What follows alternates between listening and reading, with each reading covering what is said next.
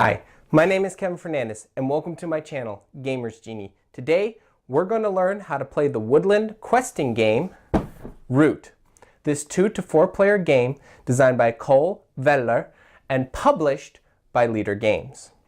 The evil Marquise de Cat has taken over the woodlands and is slowly trying to industrialize the whole woodlands. However, the Woodland Alliance are starting to fight back against the Marquise de Cat.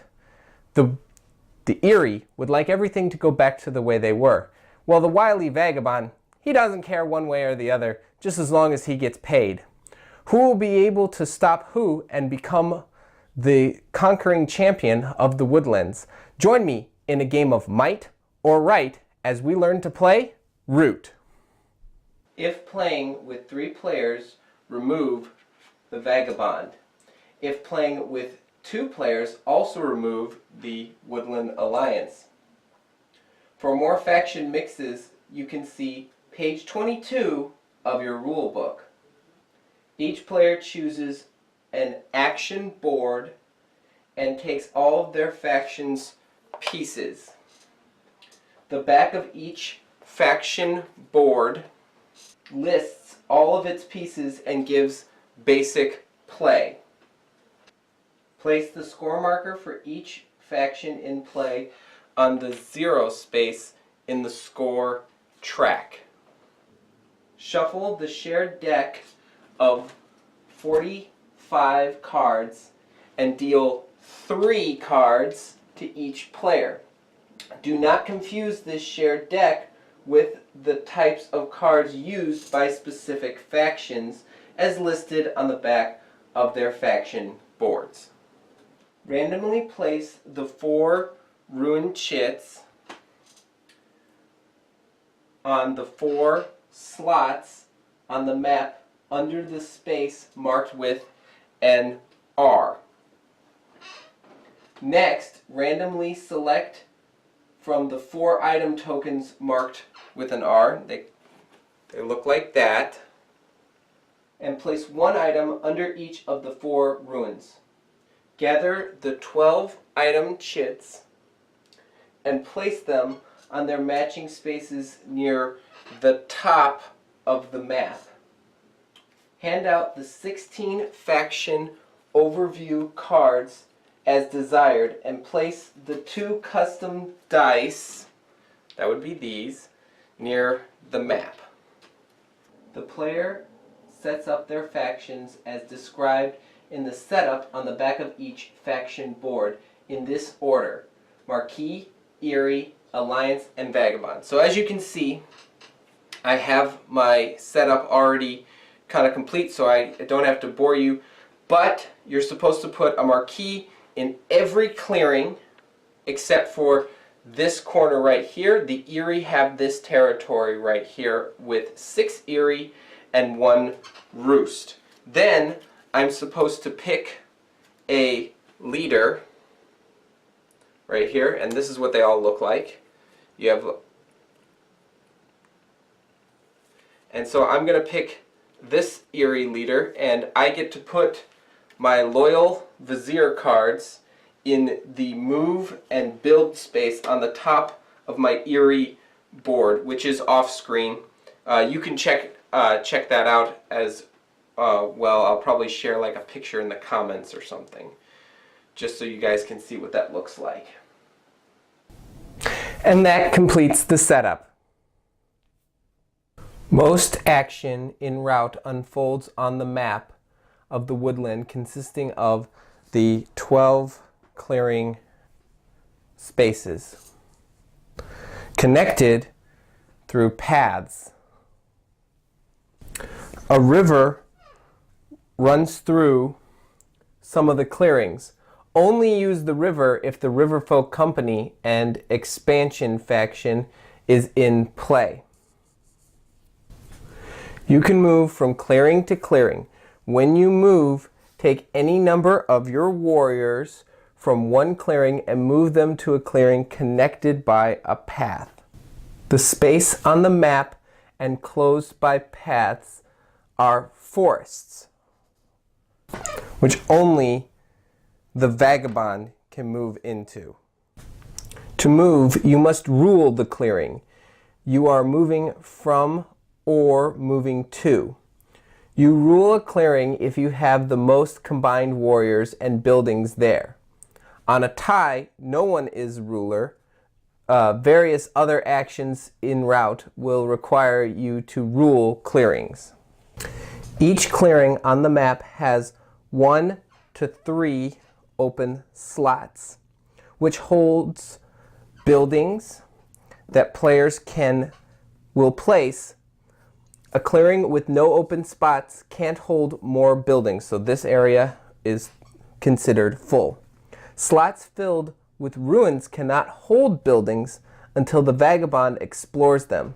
Without a vagabond, these slots will be blocked for the entire game. So that would be right here. Each clearing also has a suit, either a fox, a rabbit, or a mouse. A clearing suit represents the community living there. A clearing suit is shown both by its symbol and by the color of the clearing's trees. So as you can see, these are orange trees right here, and there's a little symbol of a mouse right here. So you can only play mouse-based stuff right there. Throughout play, you will draw cards from the shared deck into your hand, and many actions will require you to spend cards from your hand. Spending a card represents calling upon animals to lend you their labor, to do you a favor, or to broker a deal. Just like clearings, each card has a suit. Besides the fox, rabbit, and mouse suits, cards have a fourth suit, bird. So, as you can see right here, birds are wild. The birds live in the treetops across the whole woodland, so you can always treat a bird card as a mouse, fox, or rabbit card. However, you must spend a bird card. You can't substitute a card for another suit. Most cards have a second use. You can craft the card to gain its effect, shown at the bottom of the card. To craft a card, you must activate crafting pieces in the clearings shown in the card's bottom left corner. So that would be right there.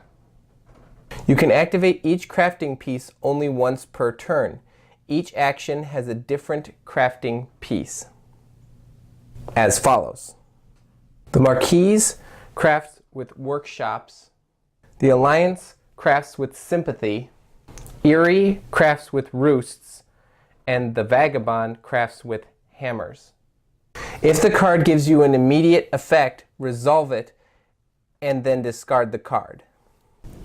A common immediate effect is to take an item from the top of the map supply and place it in the crafted items box in the top right corner of your faction board. Whenever you craft an item, you score the victory points listed on the card.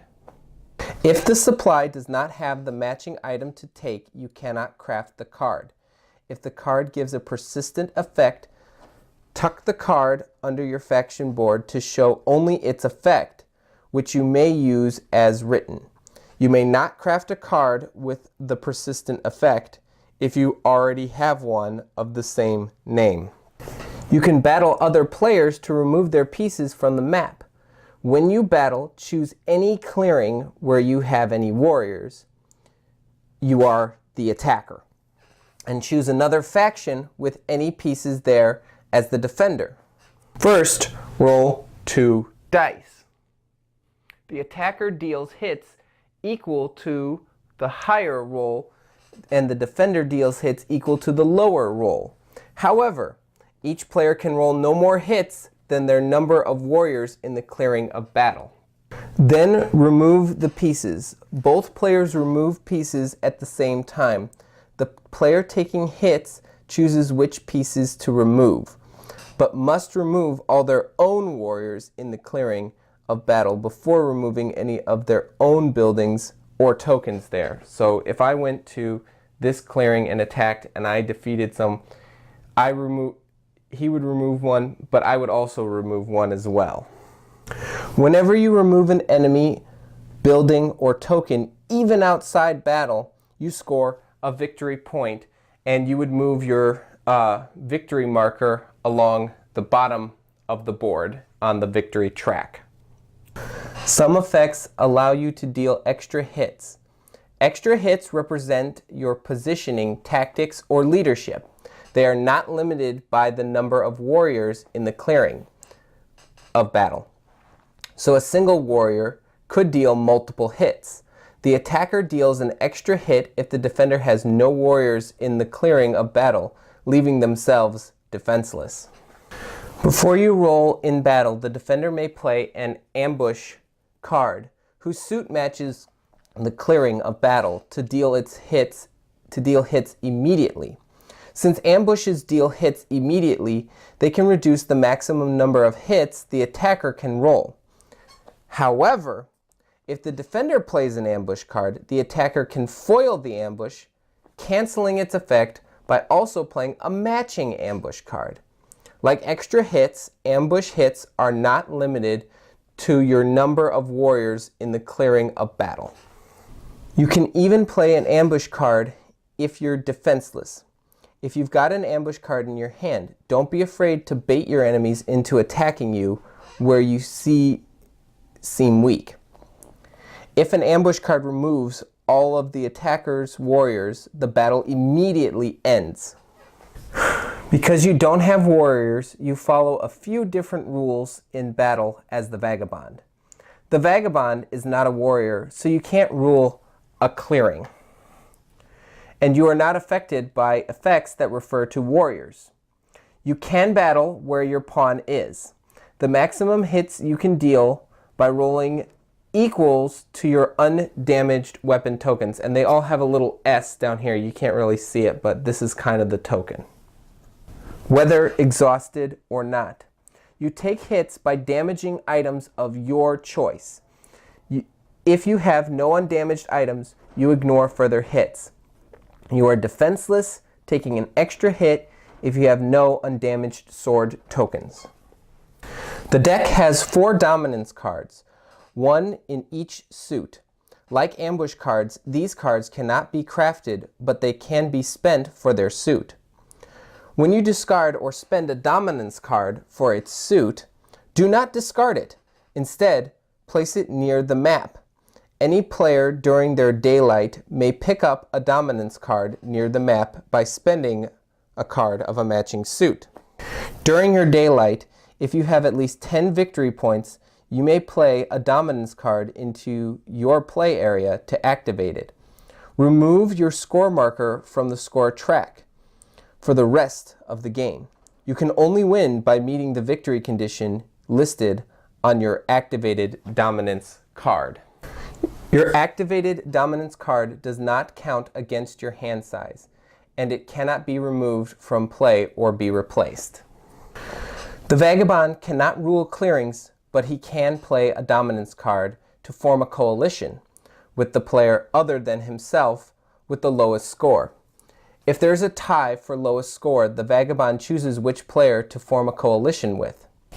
When forming a coalition, the Vagabond removes his score marker from the score track and places it on the faction board of that player. Now, the Vagabond will share the victory if that player wins. A Vagabond can even form a coalition with a hostile faction.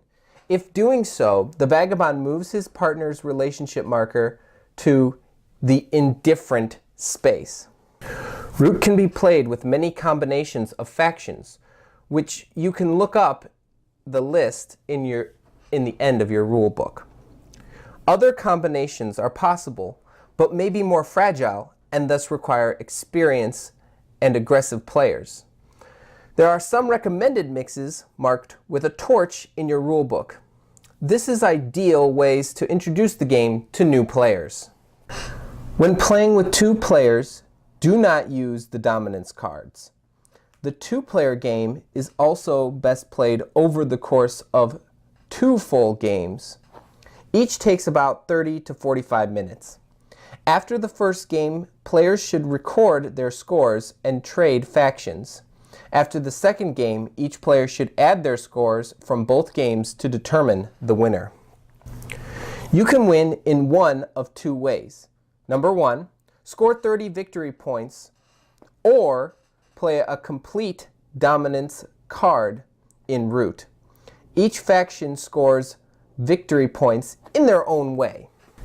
The invading Marquis wishes to exploit the woodland using its vast resources to fuel their economic and military machine. She scores by constructing buildings in the woodland. The proud Erie dynasties wish to reclaim the glory of their once great aristocracy and retake the woodland from the Marquis.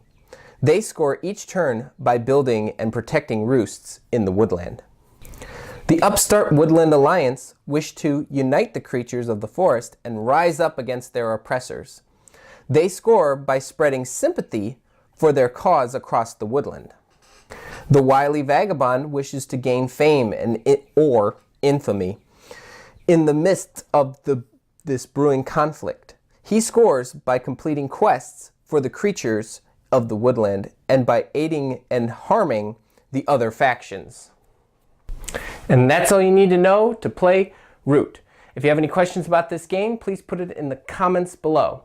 If you're new to this channel, please hit that subscribe button and don't forget to share this video as well.